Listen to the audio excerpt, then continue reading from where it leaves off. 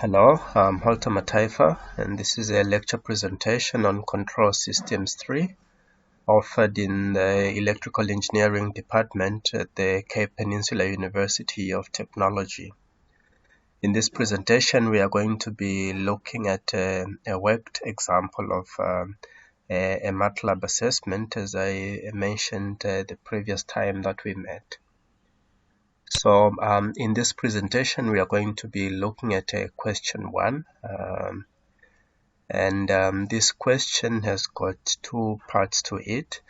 There is the modeling part, then there is the simulation. So you begin with modeling the system given, and then later on you will have to use the model that you have derived to simulate the response of the system in Matlab or Simulink. So the first question that we look at, it says we have to derive the differential equation that governs the operation of the given circuit in figure 1. And it's specified that the input is the voltage VI and the output is the inductor current IL. Okay, it also states that the two VI and IL should be the only variables in the differential equation.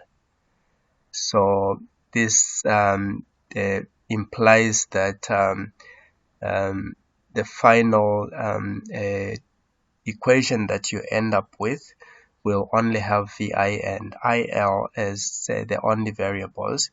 That does not mean that in the beginning you so what you start with basically is not what you end up with as the final answer. So getting into it, we to answer this question, we apply Kirchhoff's voltage law, and Kirchhoff's voltage law is very simple. The sum of all voltages, voltage drops and voltage sources in a closed loop in an electrical circuit is equal to 0. Or we can say the voltage sources is equal to the sum of the voltage drops. So the voltage source in this case is VI. We have voltage drops at the resistor and the inductor. So if we apply Kirchhoff's voltage law, we get VI equal to VR plus VL. You will remember that this is a topic that has been covered in control systems too. So I'm hoping that you still remember, otherwise it may be a good idea for you to do a bit of revision. Now, because of this requirement that the only variables in our differential equation should be VI and IL, we make a substitution where we express VL in terms of IL.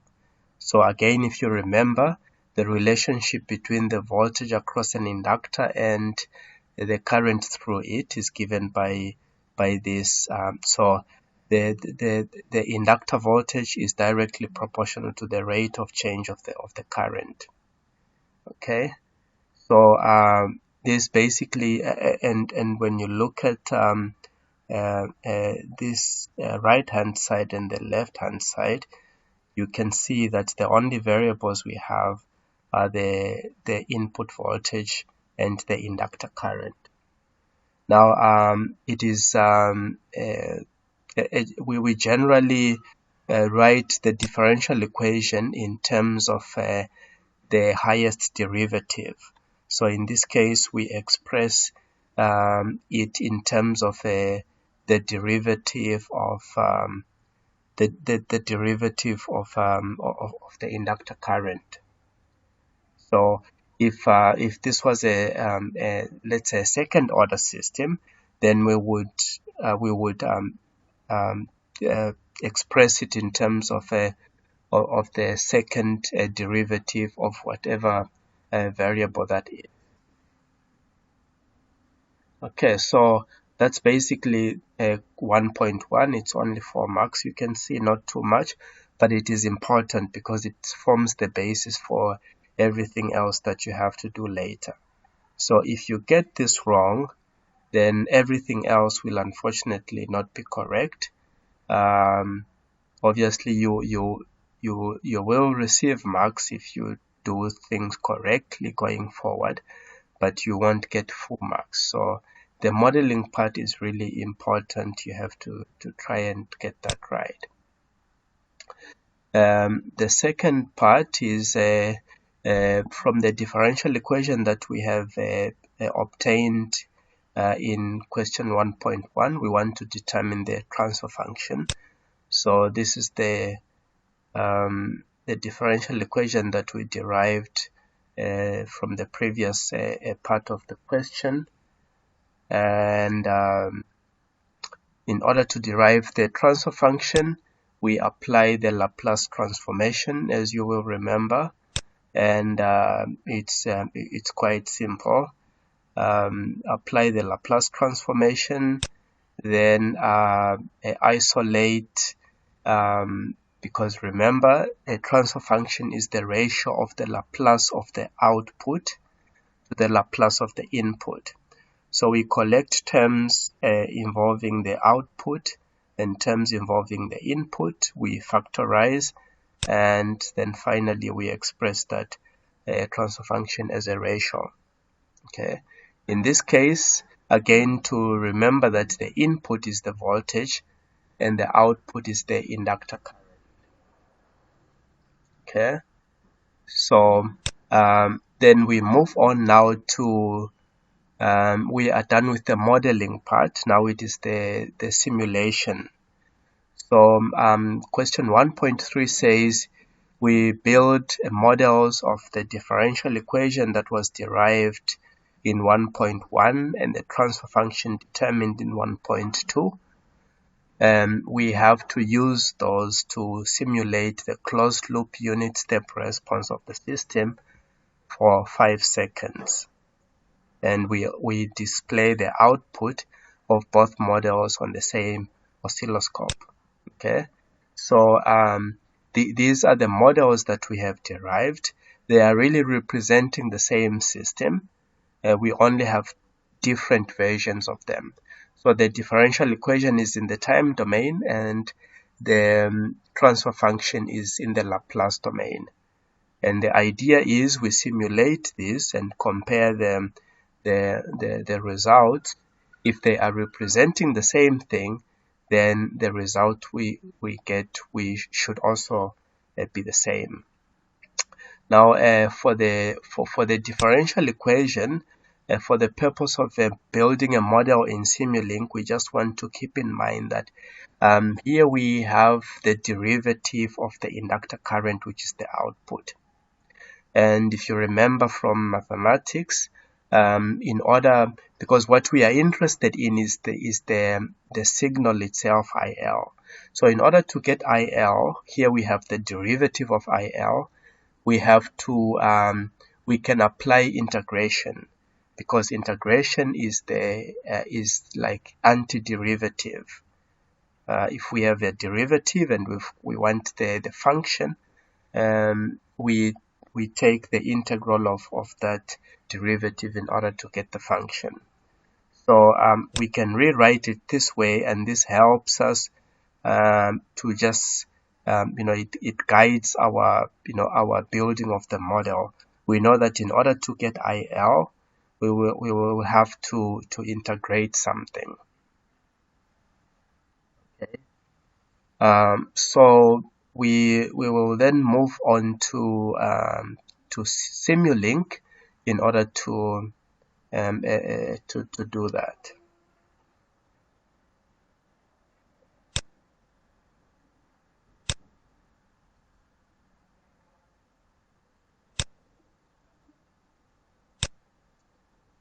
Okay. So need that.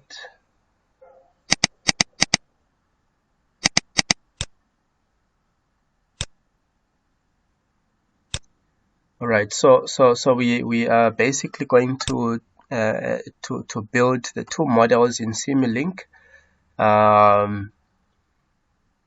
Now, if we go to the library browser, you can see that here we will obviously need a transfer function block. So a transfer function block, we find it in the continuous sub-library. It is important for you to make use of the correct function blocks. So here when you go to continuous, you've got a variety of them, and you might be a bit confused which one you're supposed to use. In this case, we have to use a transfer function.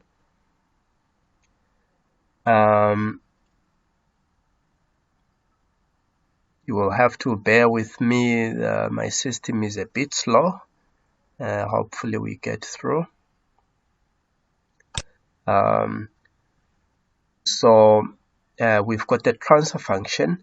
Then according to equation 1, we also need an integrator. So there is the integrator there. The initial condition is 0. Then we do need an input and an output, right? So remember, the input is the voltage, which the question specified that it is a step input. So inputs are under the sources. So if we go to the sources library browser and we try and locate a step, all right? So that is the step function. Drag it and drop it into our model. The step time, we can set that to 0. That simply means that the value of 1 is going to start from 0. Okay. Then the output, in this case, we want to display the output on an oscilloscope. So we find that under sinks. So we go to sinks and we grab a scope, and number of input ports is 1. Okay. Now it has been stated that we have to compare the output of the two models. So in order to do that comparison, we need to display both outputs on the same oscilloscope.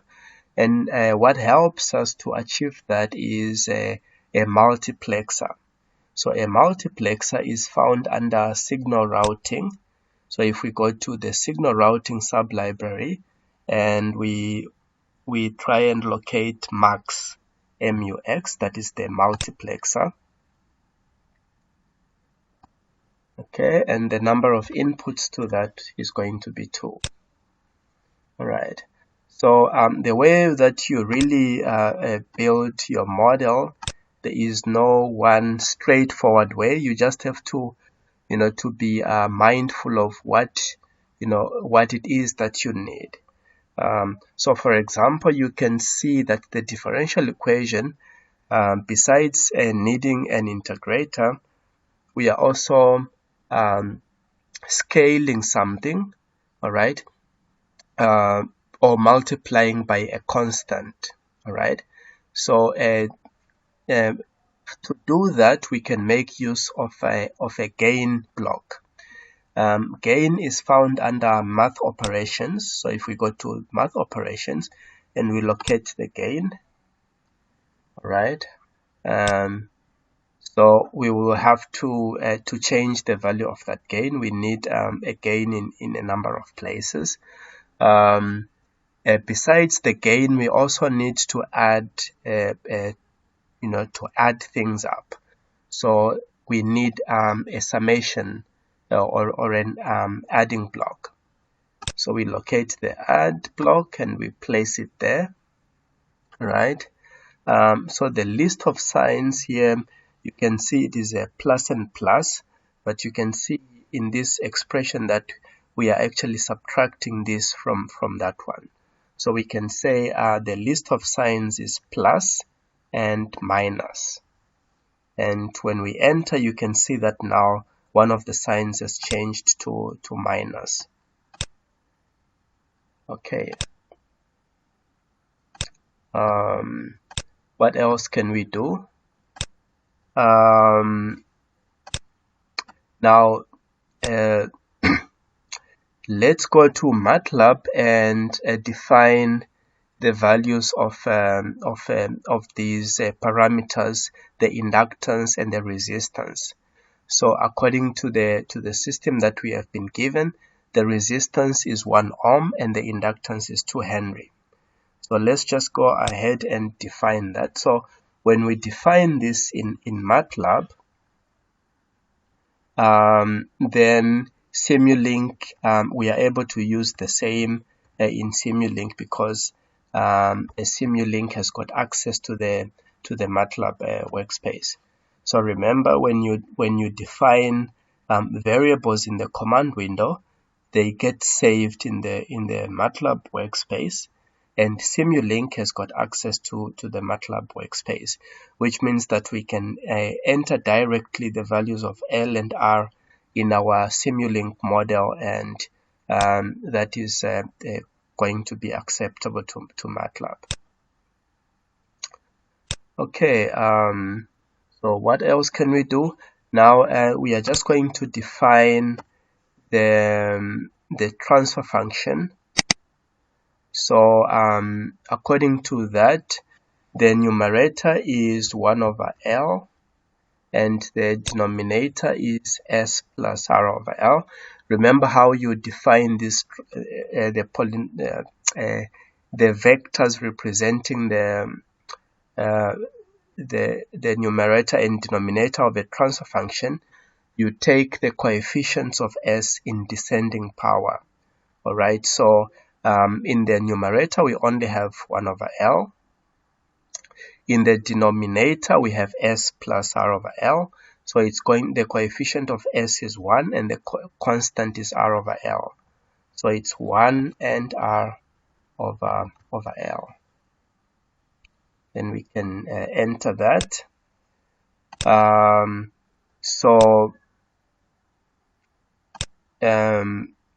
Okay, before we do that, this is a closed loop, remember, and since it is closed loop, it means that we need a summation junction there. So the input will go there, and that will go into the transfer function, and we are feeding the input back to the output back to the input.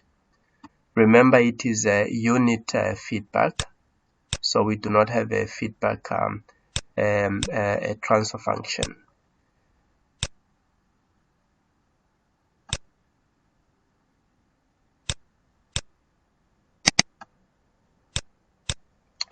Okay, so basically we are actually done with the transfer function part. Okay, and we can even take that now and feed it there, because that's one of the signals that we'll have to compare with the one from the differential equation. Now the differential equation is the one that that's got a bit more work. Okay, so with the differential equation, taking it step by step, what we need to do is so we try and build this part which is in parentheses. All right, we have the input Vi, all right, that is going there. Okay, then the other part is the output, which is the inductor current scaled by R. All right, so we need one gain block there with the value of R, and obviously what should go in here is our IL. but at the moment we still have to, to get IL. So let's not worry about that for now. Let's just say, okay, that is what is going into the that gain block is IL. So what we have at the output then, it's RIL, and that we have to subtract from VI. Okay. We can actually also label these signals. So that is RIL, and that is VI. Okay. So now once we get that, so what we have here now is that part in the parentheses, VI minus RIL. And what we need to do is to scale that by 1 over L. So we need another gain block. Okay, and it's going to have the value 1 over L, right? And that is receiving the output from that summation junction. Okay, so remember we subtract RIL from VI. The result of that we scale by 1 over L. Okay, then once we get that, then we can integrate it. Okay, remember that's what we actually have here. All right, so VI minus RIL, we integrate that and we scale it by 1 over L, and then that is what gives us IL. Okay, so the output of that goes into the integrator, and then we can say that the output of the integrator is actually our IL, and let's label that. Okay, so we actually have now IL from the differential equation and IL from the transfer function, and we are combining them in a multiplexer, and we can connect that to an oscilloscope so that we can check, we can compare the response of those two systems. Remember, we were told that we have to simulate this for 5 seconds. So we set the simulation time to 5 seconds, and then it looks like we are done. We can try to, okay, there's just one thing here that I almost missed out. Now, if you look at the transfer function, we've got a feedback signal, all right? But with the differential equation, we do not have a feedback signal. We have to include that. Remember, feedback is just the output is subtracted from the input. Okay, so all that we need to do here is this is the input. We want to subtract the output from that to get the error signal. We can just add another sign there. Okay.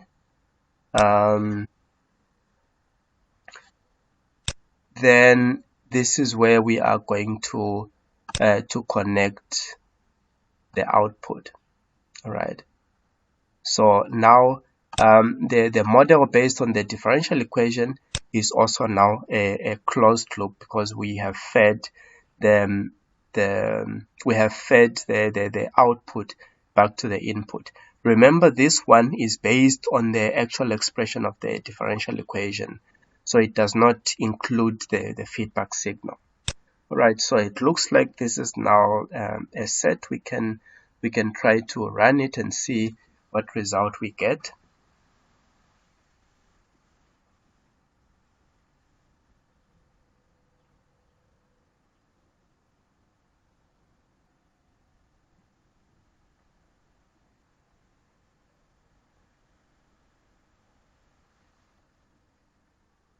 Okay, so we run it.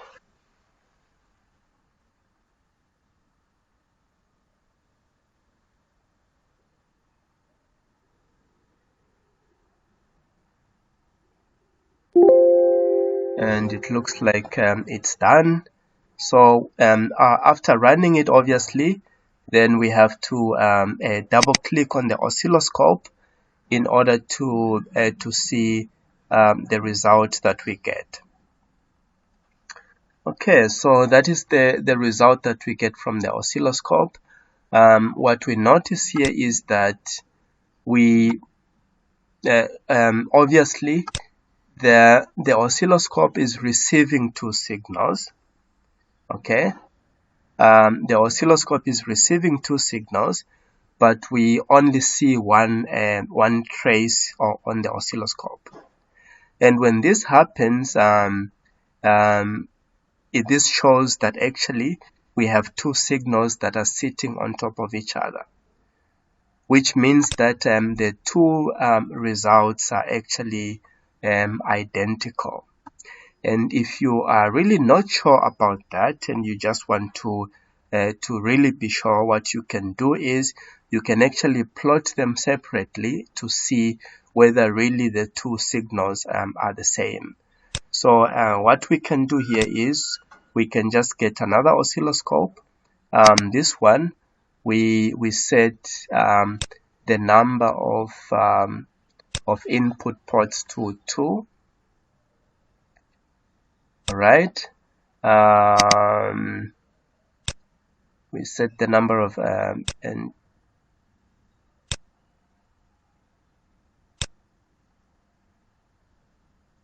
we set the number of inputs to 2. So the one we connect to the output of the differential equation, the other we connect to the output of the transfer function. Let's run it again. Okay, and then we can observe. And what do you see? These two signals are really the same. Okay, so that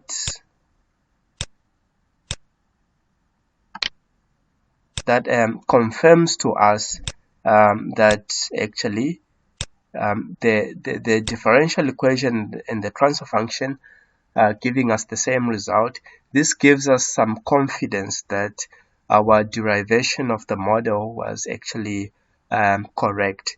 You see, it might be wrong and still give us the same results, but what this illustrates really is that whether you are working in the time domain or the Laplace domain, if you do the conversion correctly, then the models are really identical in terms of the results that you get from them.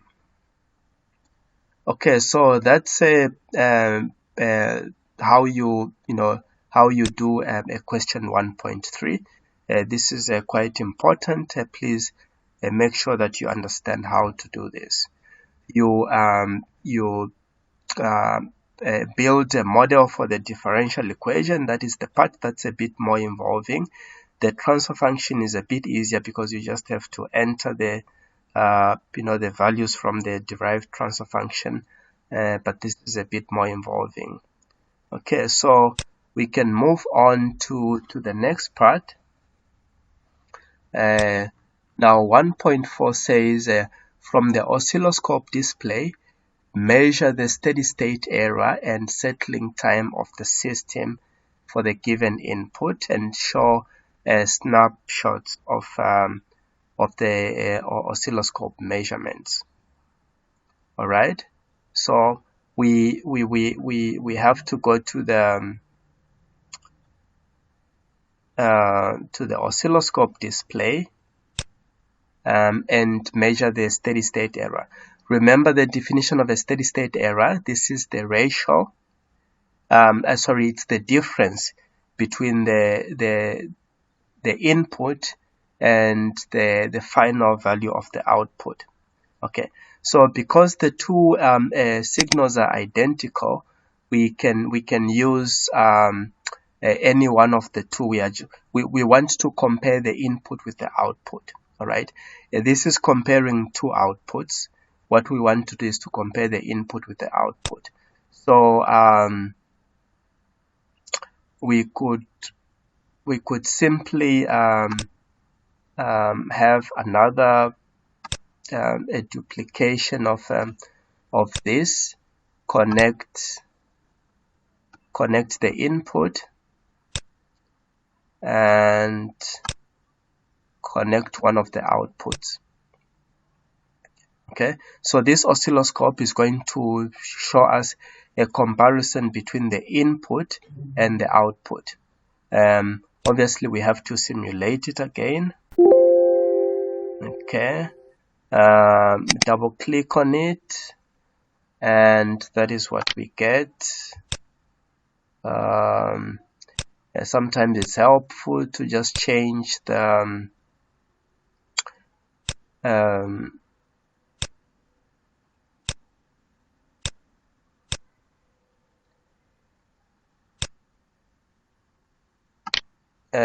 to change the size of these signals.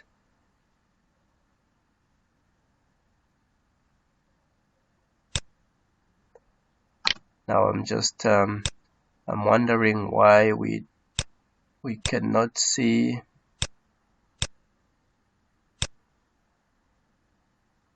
It's only giving me one option.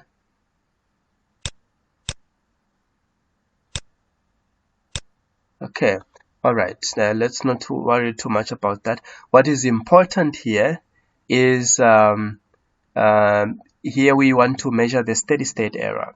Okay, so the input is 1 and the output is if you remember from the previous plot, this is the final value of the output is sitting at 0.5. all right, so that means that the steady state error is simply the difference between the input, the magnitude of the input, which is 1, and the magnitude of the output, which is 0.5, and that gives you a value of 0.5. In terms of the settling time, remember a settling time has got two definitions. All right, based on the error band.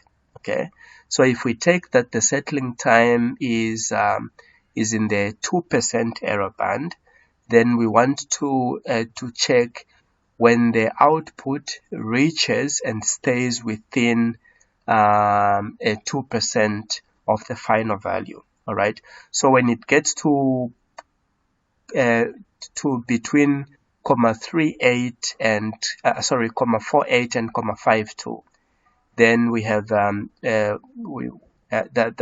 gives us the settling time. Okay, so let's say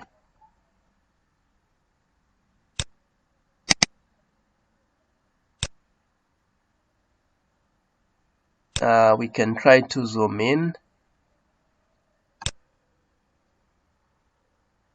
Okay, so we are interested in when it gets to between 0.52 and 0.48 and it stays within that. All right, so it looks like 0.48 is here, somewhere here. Let me try to rescale it.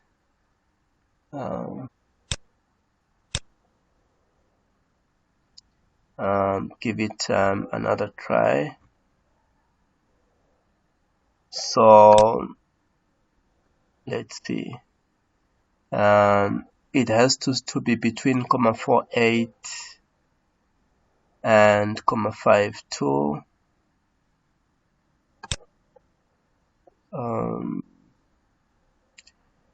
So it is somewhere here. Okay, 0.48, and if we go down to the time axis, So that looks like 0.48. Again, you can always zoom in order to get a more accurate a result, more accurate value. So you are always tracking 0.48. Now the reason why I'm focusing on 0.48 is because we know that when it gets to 0.48, it does not go above 0.52. With an overdamped response, it's a bit tricky to determine the settling time, but it is always possible. And it is easier in Matlab than in Simulink. But yeah, I think that looks like it's good enough. So the settling time is somewhere around between 3 and 3.5. So we can estimate that to be something like 3.25 or 3.2. Okay, so that's how we get the settling time, and the steady state error, as I mentioned, is just the difference between the input and the output. Okay, going back to the presentation. So that gives us here it's only the steady state error that has been worked out, but I have shown you how to determine the settling time as well. Okay, and moving on to the next part of the question. Now it says that it is required to improve the system's transient and steady state response. You can see that the steady state accuracy is very poor for this system. It's got an error of 50%. Okay, so we want to improve the steady state accuracy as well as the transient response for a step input, and we are going to make use of a PI controller. And the system that we are dealing with is basically something like is shown here in figure 2. Now the task is to determine the PI controller's gain values so that the compensated system has a settling time of 1 second. All right, the settling time that we saw from the previous when we measured it was about 3.25. So we are improving on that from 3.25 to 1 second, a maximum overshoot of 10%. And when we achieve that, then although the steady state accuracy has not been specified, but when we design a PI compensator, PI controller, it is going to actually improve the steady state response of the system also. Okay, so we begin by deriving the transfer function for a PI compensator. This we do not have to derive really, we already know what it is like from our lecture on controllers. We can conveniently express it in this form. Remember, it has got a proportional term and integral term. This is just rewriting it, and when we rewrite it like this, we are saying that that K is equal to Kp, which is the proportional gain, and that P is Ki over Kp, which is the integral gain divided by the proportional gain. So that we are going to place there and combine with the plant transfer function. Now the plant transfer function, remember, it's given by this. When we substitute the values of R and L, we get 0.5 over S plus 0.5. Okay, and so this block diagram, it becomes this when we consider the PI compensator transfer function and the plant transfer function. So what we want to do now is to derive the closed loop transfer function of this system. Okay, that is easy. We have done it so many times. It should be nothing problematic really. So the objective here obviously is to determine the values of ki and kp for the transfer function. And we are going to make use of the information that we have been given. The design objectives are that the system should have a settling time of 1 second and a maximum percentage overshoot of 10%. Okay, and this is going to have a second order underdamped response. Why do I say that? Because it has got a percentage overshoot, right? So remember the classification of the response of a system. We've got undamped, we've got underdamped, we've got overdamped, and critically damped. Whenever we've got a percentage overshoot, whenever we've got an overshoot, it is an underdamped response. And the generic expression, this is going to help us to determine the values of those parameters kp and ki. The generic expression for a second order underdamped, or even the other damping situations, this is the generic expression for a second order a system. So we are going to make use of that simply by making a comparison. Now, obviously, based on this, we have to determine the damping factor and the natural frequency of oscillation. So remember those formulas. We can derive the damping factor based on the information about the percentage overshoot. There is an equation that relates percentage overshoot to the damping factor. I hope you remember this from a system response in control systems too. So when we do that, we end up with a damping factor of 0.59116. Then when we have the damping factor and the settling time, we can determine the natural frequency of oscillation using this formula, and we get 6,7664.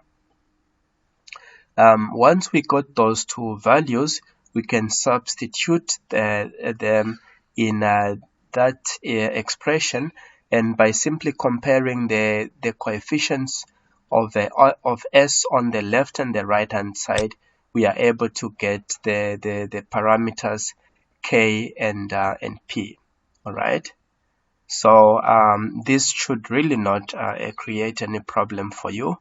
Maybe the only trick part here might be how to to actually get from these design specifications to actually determining the damping factor and the natural frequency of oscillation and everything else. But once you've got those two, the rest is really straightforward. It's simply a matter of comparing the actual closed loop transfer function that we have and the generic transfer function that we would get.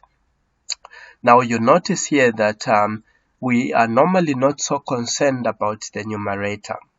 You can see the generic expression has got omega n squared in the numerator. Here we do not have exactly omega n squared, but it doesn't matter so much. The response of a system is mainly determined by the closed loop pause of the system, and that is in the denominator. The zero has got a much less effect on the response of a system. So that is why we always focus on the numerator, the denominator part of the closed loop transfer function. Okay, so that basically answers a 1.5. We have been able to determine the PI controller's gain values, and we end up with the transfer function for a PI controller.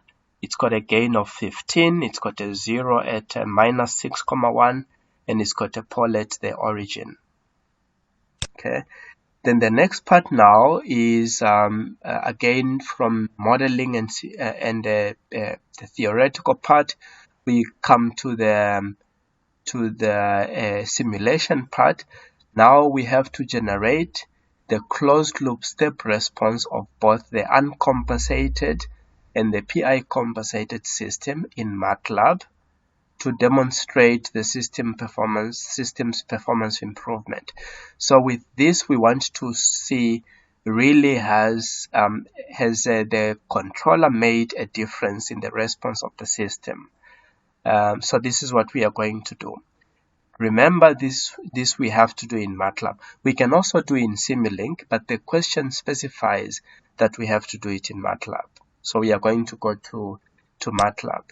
So this is what we have.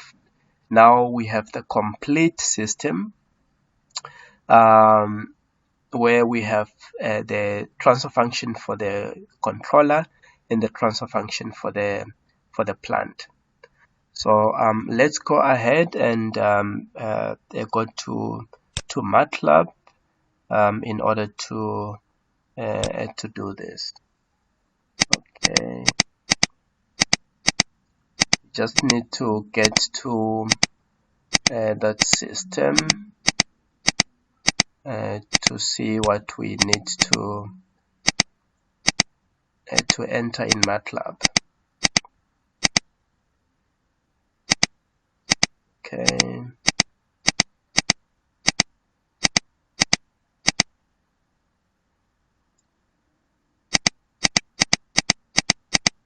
That is what we have, and that is what we have to enter in Matlab. Okay. So what is the approach here? What we can do is we can define the two transfer functions separately and then combine them and then close the loop. So starting with the plant transfer function, so we can say GP is equal to TF. All right. So remember, how do you define a transfer function in Matlab? We make use of the function TF. All right. We can try to get some information on that by typing help TF. Okay. So in order to define a transfer function in Matlab, we use the function TF, and we feed to that a row vector that represents the numerator a polynomial, and followed by a row vector that represents the denominator polynomial. This would be similar to the way we did it in Simulink, except we are now doing it in Matlab. So the way we did it in Simulink, I can actually take you there to remind us of it. All right. The way we defined the numerator, we entered 1 over L, which is basically 5, and then a vector with elements 1 and R over L. With that is also 1 and 5. Okay, so that is what we are going to do here. GP equal to TF in parentheses. If we like, we can enter 1 over L there. It doesn't really matter, or we can enter it as it is, 5, and because we have already defined L and R, we really have a choice. So let's enter 5 and 1 and 5 as it is displayed there in that block diagram. So that is the transfer function. Okay. Now, what is useful in Matlab, you can always put comments. All right. So transfer function definition, we are defining transfer functions here. And this is the plant transfer function. Then we can define the PI compensator. I would like to call it GC, controller transfer function. Now the controller transfer function, let's just have a look here. This is what it looks like.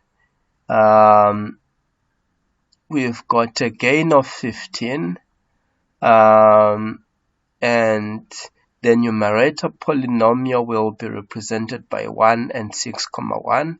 The denominator polynomial will be 1 and 0. I hope really you are familiar with defining transfer functions in Matlab. Otherwise, it's really easy. You can even check up some information on the internet. So 1 and 0. So remember, this is S. All right. So we always start descending powers of S, and we have to include a constant. In this case, S to the power 1 has got a coefficient of 1. S to the power 0 has got a coefficient of 0. Okay. And that is the controller transfer function. Okay. And before we go very far, we can actually evaluate this by pressing F9. All right. So we press F9 to evaluate, just to be sure that we are defining the correct things. All right. So you can see a GP, which is the plant transfer function, is 5 over S plus 5. Then GC, the controller transfer function, is 15S plus 91,5 over S. You can see Matlab has already multiplied through by the gain. Okay, so we've got the transfer functions defined. Now we want to define the closed loop. We want to close the loop. All right. Remember, we have to do that for the uncompensated system and for the compensated system. All right. So here we can say uncompensated closed loop transfer function.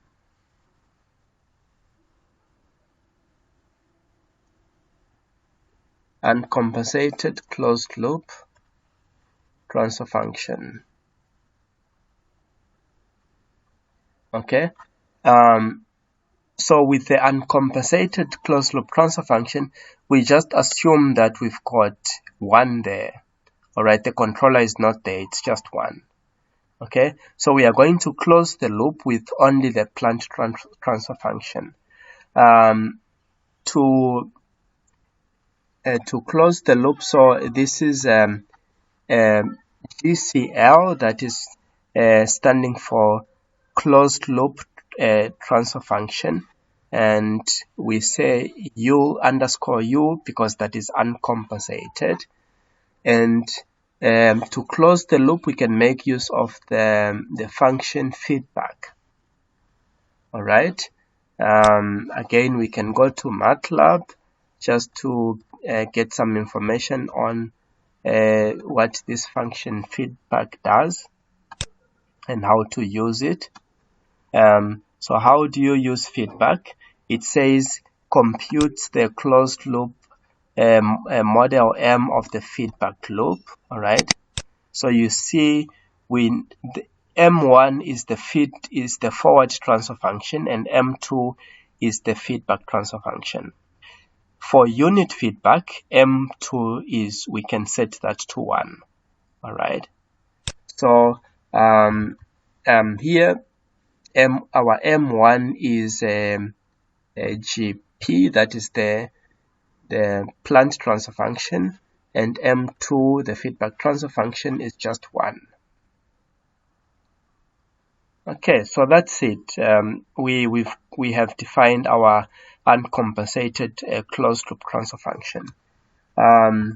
Now we can define the compensated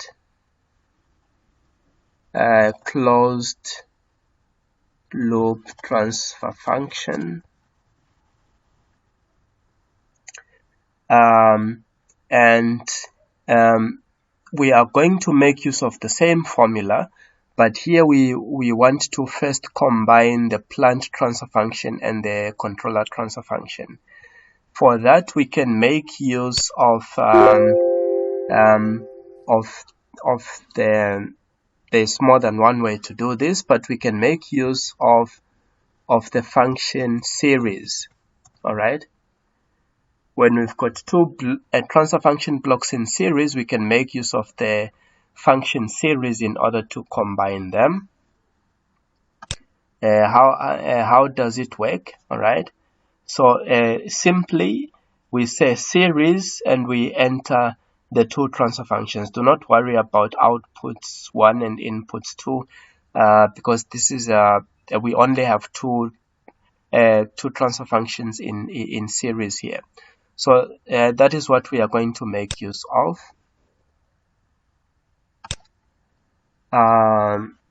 So this is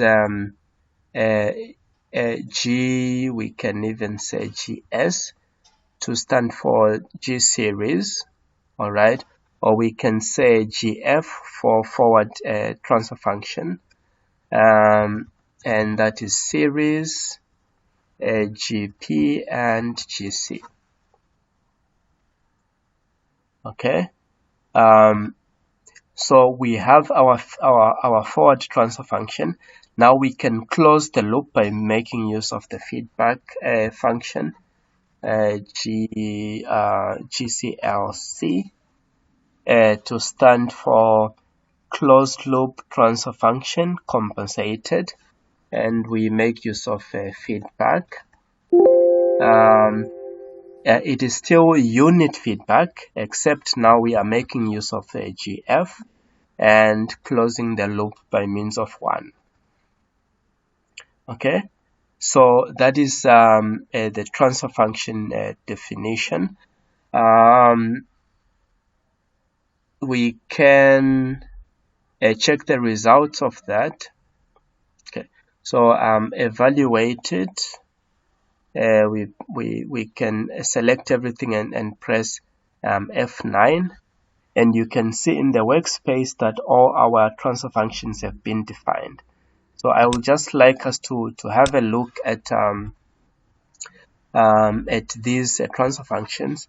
The uncompensated transfer function is 0.5 over S plus 1. The compensated transfer function is given by that. Okay, so you can see this one is very simple, and the reason is because it doesn't have the controller. The other one is second order because it includes the controller. Okay, so we have done the first part. We have defined our transfer functions. Now what we want to do is to basically plot the system a response. Okay, so we first generate the closed loop transfer functions, then we plot the system response. For this, we can make use of because we are generating the step response, we can make use of the step function. All right, so we simply say step. How does the step function work? Okay, we simply say a step and we enter the transfer function. Now we've got an option here. When we have output arguments, we are not going to use it that way. Let me have a look here.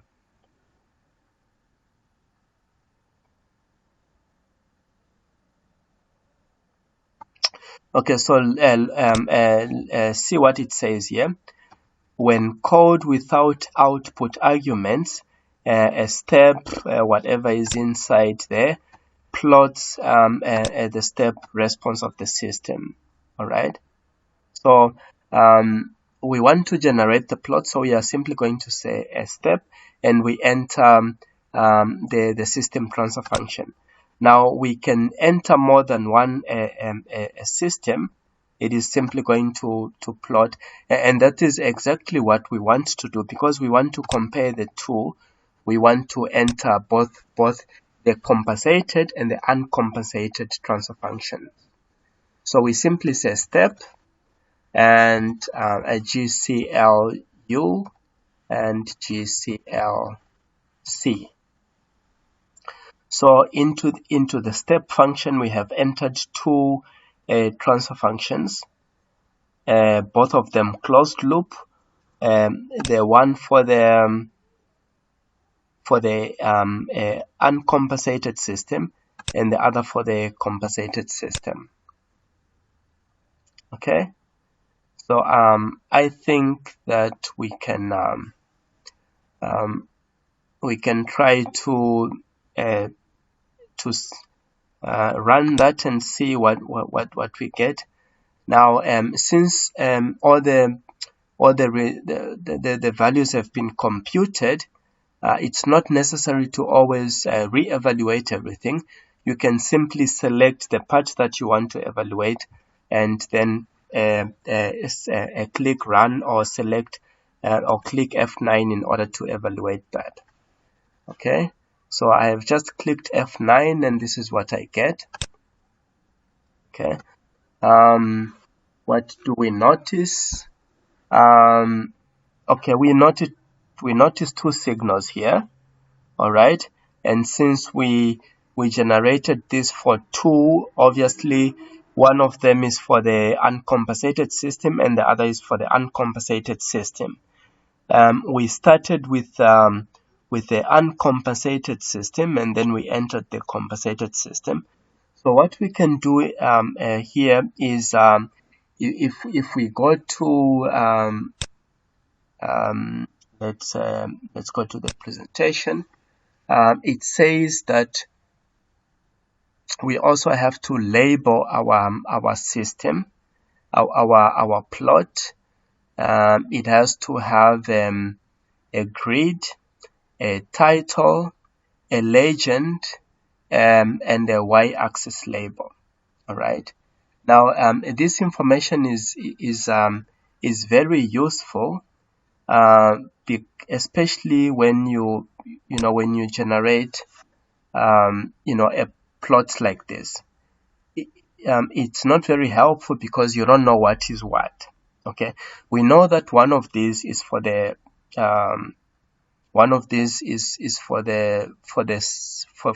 compensated system, the other is for the uncompensated system, but we really do not know which one is which.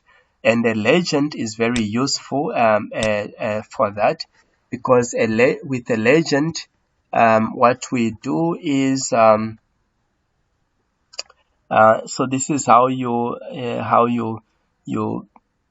enter a legend. It's like you are labeling the two signals. Okay, so since we started with the uncompensated, the first label is going to correspond to the uncompensated system, and the next one will correspond to the compensated system. Okay, so let's evaluate that. Press F9, and we see that a label or a legend has been added to our plot. Okay, and this is nice because now we do not have to guess which one is which. You can see that the blue is the uncompensated, and the red is the compensated. All right, so now can you answer the question? Has there been an improvement? in the response of the system? I think the answer is yes, especially when it comes to the steady state error. The uncompensated system had a steady state error of 50%. The compensated system has got 0 steady state error because we are putting in a unit step and the system is settling at 1, which means we have no steady state error. And you can remember from the theory that we have covered that a PI compensator or a PI controller eliminates the steady state error in for a type 0 system subjected to a step input. And this is exactly what we have. We have a type 0 system with a step input, and a PI compensator eliminates the steady state error. Okay, so this is really kind of the main part that you have to do. We can also do some analysis here.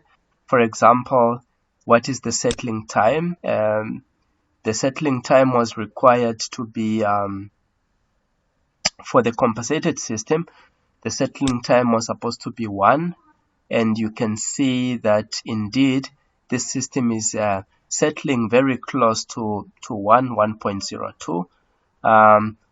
So in order to get this, you just right click on the plot and you go to characteristics and you can choose what you want to display. Okay, the peak response is going to give us the percentage overshoot. Okay, the percentage overshoot is 23. Now this is quite high, and the maximum percentage overshoot was supposed to be 10%, and we get 23%.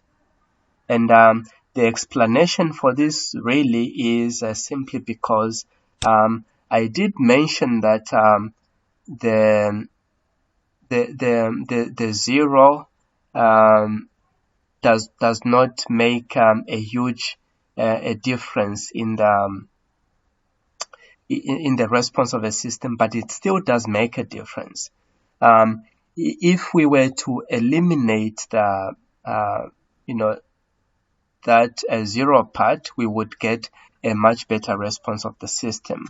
So if we were to say instead of let me go to no, not here.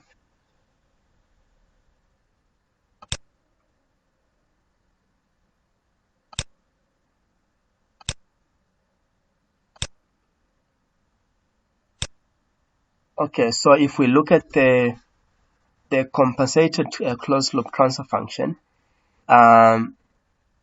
if we remove the 0, okay, we are let's say instead of having 7,5s plus 45,75,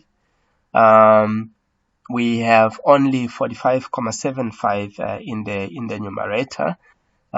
Then we are going to get that a 10% overshoot. Let me see if actually it's possible to demonstrate that to see if I'm not lying. So I'm just going to define another transfer function that ignores the 0. Okay, so this is let's just say a GCLC number 2. All right, it's TF. All right, and we have 45,75 and 1,845,75. Okay, then what I am going to do is I'm just going to create another figure. Then I'm going to plot these three together.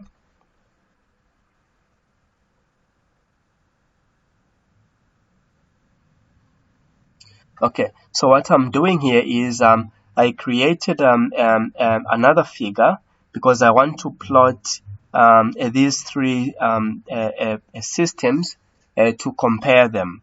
What I'm actually more interested in fact, I can even ignore the uncompensated system because my the main interest here is to compare the system where we ignore the zero and the system that's got a zero.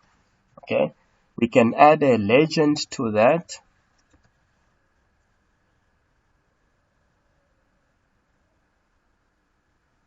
Okay, so this is with a zero, and this is without zero. All right, so let me try to run that to see what I get. F9.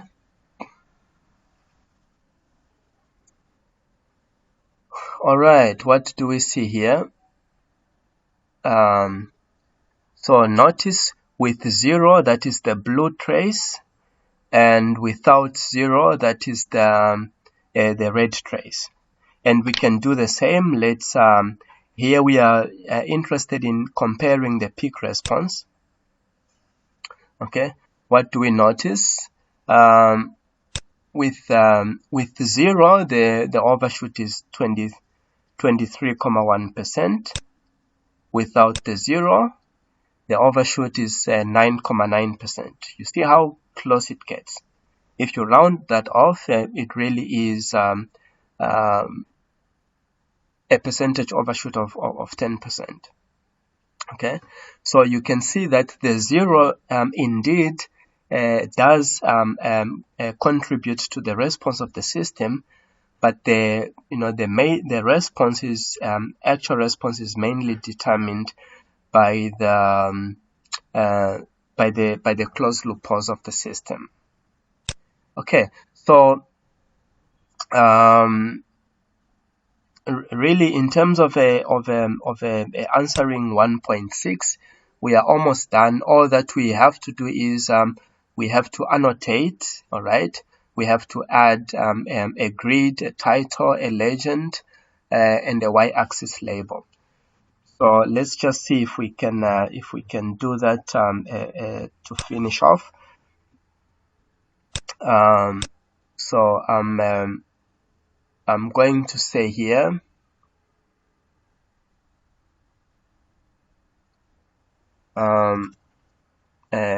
annotate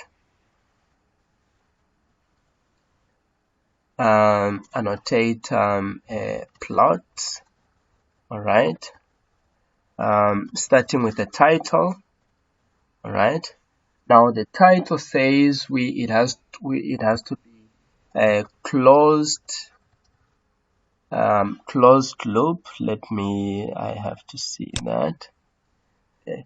It says a closed loop step comparison. All right, closed loop step comparison of uncompensated. All right, let's just say uncompensated and compensated systems. Okay, that's the title. The legend we have already added.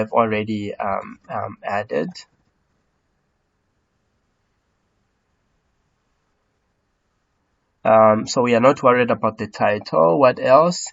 We have to add a grid. All right, and the y-axis label. Okay, some of this may be new to some of us, but really just take some time to go through this, and make sure you're comfortable with it. So some of these functions and everything, you may be meeting them for the first time, but with a bit of practice, you will kind of become comfortable with them. So the Y label is IL of t. Okay, and I think that's about it. So I'm going to evaluate that. Select and press F9, and you can see that that information has been added to our plot. The title has been changed to closed loop step comparison of uncompensated and compensated systems.